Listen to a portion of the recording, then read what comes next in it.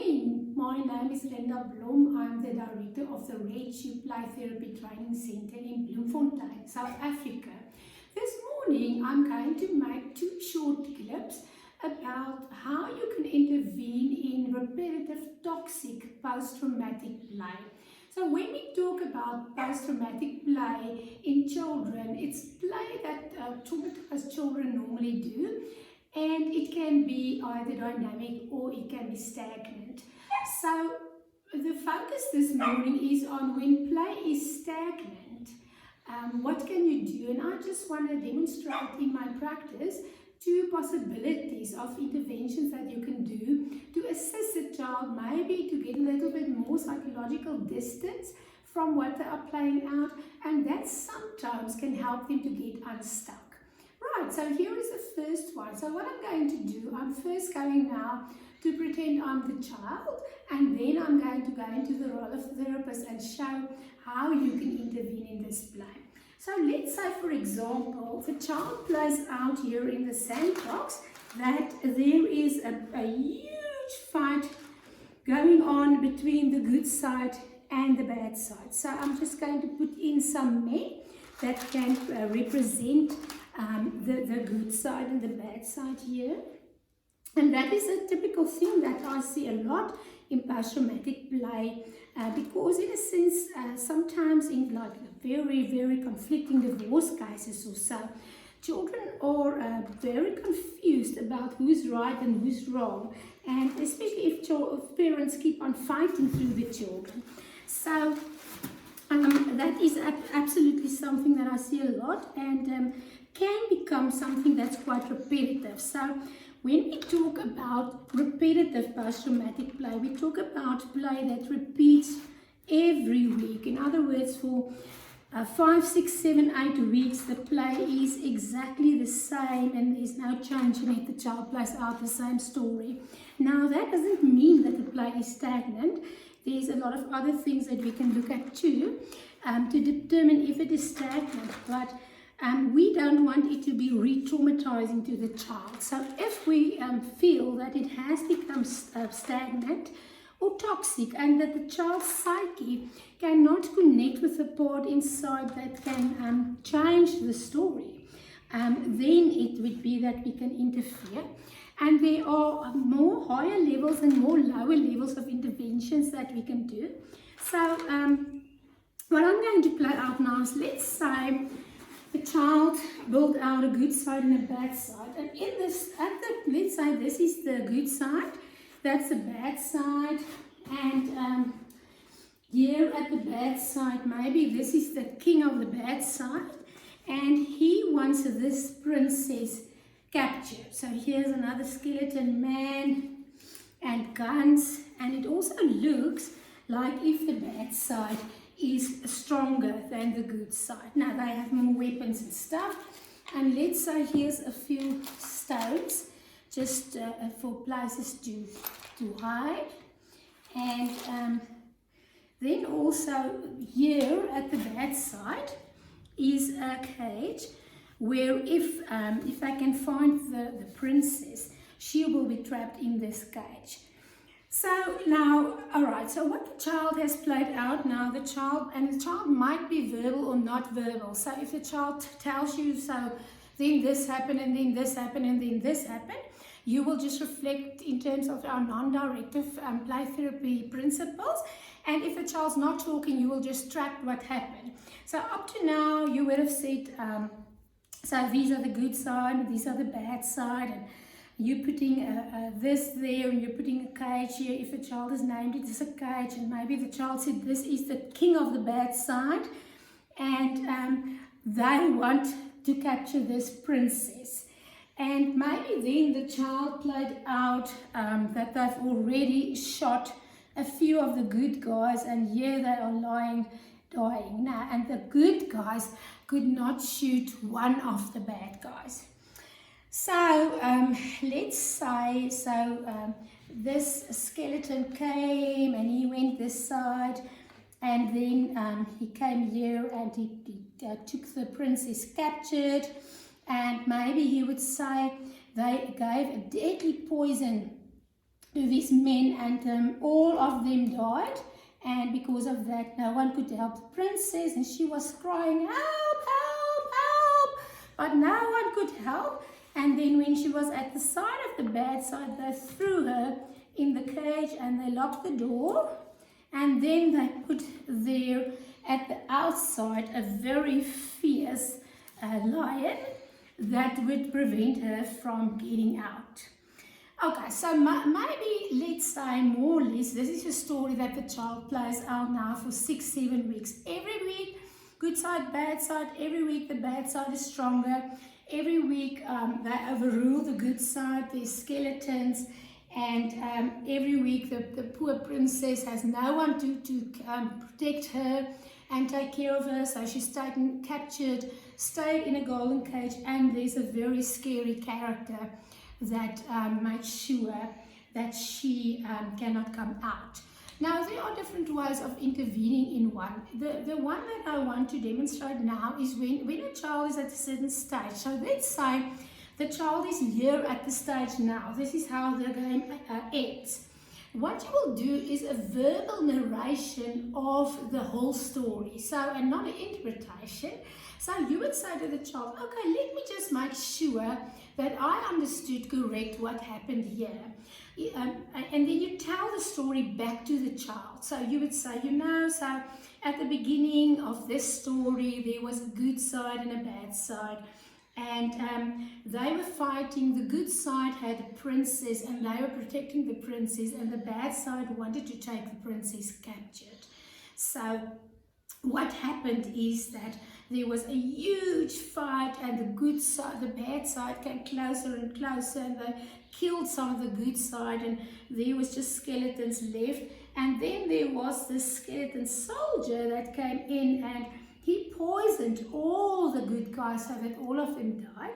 And here or less, here and now, every now and then, you would pause and ask, look at the child's nonverbal. Is that right? Did I understand right? Okay, and then after that happened, let's see, then they took the princess in captivity and put her there, and now she was here near this very evil man, and they put a very evil lion, and maybe the child would even name the lion Scar from Lion King, and he must make sure that she can never get out there. So at that stage, you can stop the verbal narration and see what the child does with it. So if the play still has the possibility to be dynamic, the child might, after your verbal narration, the child might go on with the play, and maybe you can say, I wonder what would happen next. Or you can say, I wonder what would happen if maybe the princess is shouting, help, help, and if someone would hear her, I wonder if there's a character here on the shelf that can come and rescue the princess. And we must make sure that what we suggest is congruent with what the child can tolerate and accept. And that is why we don't intervene with this kind of play in the first or second or third session, because frequently, as the play goes on, it becomes more dynamic, and the child gets whatever strong character to come in. I've had children that would really get a strong character and throw the evil ones in the dustbin and bury them and put a superhero there in front of them so that they can never come out again. And that's always such a joy to see. But now there is children that keep stuck in this. So at first we will do the verbal narration and see what happens. That may be something in the child can get unstuck because the child can hear the story from a distance. So look at what happens there. And the other thing that we can do is to give the characters a voice. So if this princess could talk, what would she say? If we can give her a voice. I'm the princess, I'm captured here in the cage, and I'm very scared, and it looks to me that there's evil all around me, and there's no way that I can get out here. And I'm very sad because all the good guys that tried to protect me has died. So I am very, very scared and I really would like to be free, or something like that. It would be interesting. I'm the lion, and I have to keep the princess trapped here, and I don't want her ever to come out here, etc. One of the interventions that we can do then in this session, or maybe in the next session, and that would really depend on what the child's reaction on your narration is, to say, for example, I wonder what would happen if. You can even reflect on the child's reaction. So you might, for example, say, you know, every week after you've put the princess in the cage, and you know, she's locked up there, I can see tears in your eyes and you look very sad. Or every week when you put the princess and she's captured there, you quit the play and you move to somewhere else. You know, like just a reflection of what's happening, and see if the child might change that.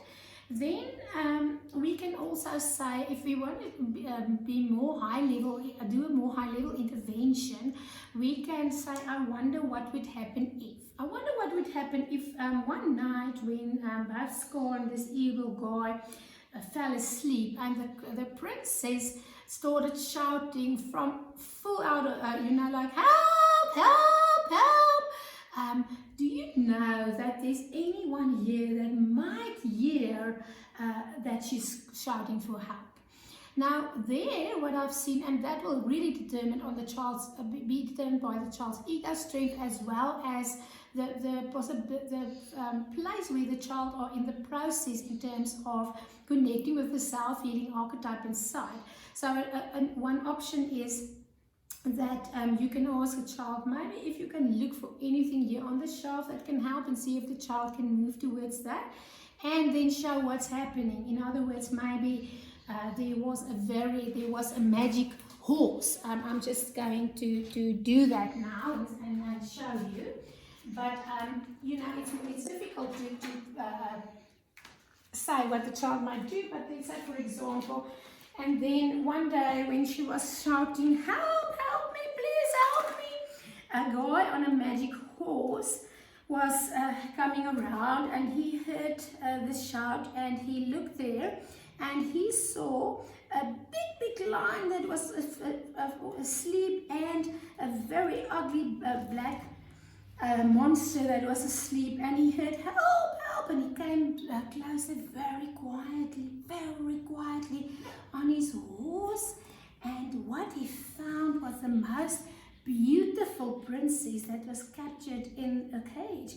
And he went closer, and fortunately the lion was snoring and he was not awake, and this man was even snoring more. And he opened the door, and he said, can I help? What's wrong? And she said, oh, help. They've killed all the good guys and they've kept me captured here. And the princess, come, we must go very quickly on my horse. And he took her on the horse, and they went away to a safe country where on the horse, whatever, where no one can ever hurt the princess again. And in the meantime, the prince sent back a very big army. And okay, so let's say the princess and the prince and the horse is now at this side. A very big army, and the army came, and when the lion and the bad guys woke up the next morning and they found the princess had escaped, they were very, very angry. But at the same time, there was an army that came in, and before they could do anything, they were all shot by this army, and they were killed, and no one had to be scared anymore. Now, I want to say again, this is just an illustration. Sometimes you will stop at the narration and look at what the child does. If that doesn't make the rigidity in terms of the being in repetition compulsion less rigid, and the child might move himself to a solution. But so I would not do this even in the 5th, 6th session. But if it keeps on playing out in the same way, I might suggest that. In other words, you kind of stay in the symbolism of the child, and might even make use of characters that the child has. Maybe the child has mentioned that there is a strong masculine figure, an uncle or a grandpa or someone else that was strong in his or a story, and that is why I bring in the prince to help. Or maybe that can be a grandmother, and then I would rather maybe bring in a grandmother figure that can help. Okay, so this is the first way in which you can intervene, and in the next clip I'm going to show another example.